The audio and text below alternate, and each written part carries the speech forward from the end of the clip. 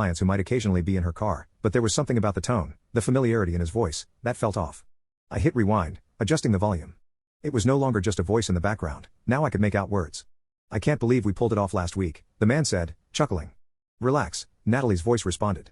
"He doesn't have a clue, and the recorder doesn't even have audio, it's just video. We're fine."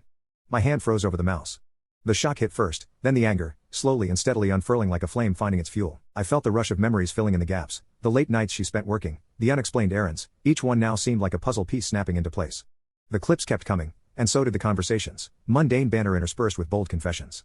Each word, each laugh of hers pulled me deeper into a reality I had never imagined. It wasn't just a one-time fling, it was a pattern, a choice. She was living a double life. As I sat there listening, I knew two things for certain. First, that I would not be the fool she thought I was. Second, that when I was done, she would regret ever thinking this betrayal would go unnoticed. I could feel the heat rising behind my eyes and a tightness in my throat as I sat back in the chair. But I wasn't about to let anger cloud my thinking. There was a rational part of me, a calm voice at the back of my mind reminding me that the most effective response wouldn't come from impulsive rage. If I wanted justice, and I did, I needed to understand the full scope of what I was dealing with. The rest of the evening passed in a blur as I combed through each clip and each conversation. The man's name came up soon enough, Mark, a client she'd mentioned a few times in passing. They had met through one of her interior design projects, though judging by their exchanges, their relationship had quickly expanded beyond paint swatches and floor plans. What struck me most wasn't merely the fact that she cheated, it was the carelessness, the ease with which she lied, not just to me but seemingly to everyone around her. She spoke to Mark as if she were discussing a routine chore, not tearing apart our marriage with every secretive encounter. I had to know more. I began digging deeper, starting with her phone records and our shared computer. It didn't take long to find emails between Natalie and Mark, messages with just enough vague wording to hint at something inappropriate without explicitly stating it. But then there were photos, private exchanges hidden in a cloud folder, and suddenly, the images were more damning than any word ever could be. As I delved further, I started noticing patterns. Her meetings lined up with certain days when Mark happened to be in the area. Her girls' nights often coincided with trips he'd taken, places where they could meet without raising suspicions. I pulled up our shared calendar and cross-referenced locations and times, even small clues she'd left behind. It was all there in plain sight if I had just known where to look. I found myself recalling those months of subtle distance, how she'd become less affectionate, how her laughter didn't seem to come as naturally.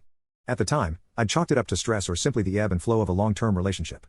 I never thought I'd end up sitting here piecing together evidence like a detective unraveling a crime scene. The more I learned, the less recognizable Natalie became to me. It was as if I was reading about someone else's wife, not the woman I'd built a life with. There was one clip in particular that stuck with me. They were in the car again discussing a weekend we had planned as a family. "You know I can't cancel on him," Natalie said, sounding annoyed. "But I'll make it up to you on Sunday." Sunday, the same day she had insisted on going to a workshop downtown. I remembered it now. She had come home that evening with a smile, carrying takeout from my favorite restaurant. She had kissed me like everything was fine, as if nothing at all had happened. I realized then that my trust had been the perfect cover for her deception, but it was going to end now. I wasn't about to let her or anyone else rewrite my life story behind my back. I gathered every scrap of evidence, audio files, screenshots, email chains, and compiled them into a neat little folder on my computer labeled Truth. It wasn't enough just to confront her with this. I had to see the look on her face when she realized that the life she had so carefully orchestrated was about to come crashing down. And after that, I would make sure that the fallout would be felt by everyone who had played a part in the charade. I took one last look at the evidence, my finger hovering over the folder as if to close it and walk away, but I didn't. Instead, I leaned forward, my jaw set with new resolve. This wasn't over. In fact, it had only just begun. I didn't confront her that night or the next. I needed more time, not to gather evidence. I had more than enough of that, but to prepare myself for the moment. It wasn't going to be a shouting match. There would be no tears or pleas for an explanation. I wanted to lay it all out with an icy precision that left no room for doubt. She was going to see the truth, and then she was going to see the door. A few days later, I set the stage. I told Natalie I'd planned a special evening for us, a quiet dinner at home, just the two of us, to reconnect. She seemed relieved, even happy. The betrayal must have been weighing on her in some way, a quiet burden she carried while keeping up appearances.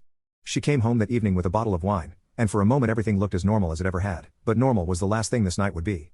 We sat at the dinner table, a modest spread of dishes between us, and made small talk. She told me about a new client, a potential project that might require her to travel out of town for a week. I listened to her casually lie through her teeth, pretending as though she had any real plans other than spending that week with Mark. My pulse quickened, but I kept my expression neutral. Let her have this last moment of ignorance, I thought. Once dinner was over, I stood and reached for my laptop which I'd left on a side table nearby. I brought it into the dining room and set it down between us. "There's something I want to show you," I said.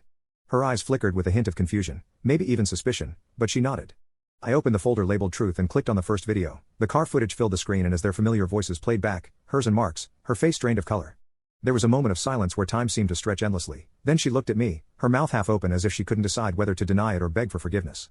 "It's not what it sounds like," she finally stammered, but the words felt hollow even to her. "Let me explain." I didn't give her the chance. I clicked to the next video where their conversation was even more explicit, then another where they laughed about me behind my back about how clueless I must have been. I let the clips play in sequence, the room filling with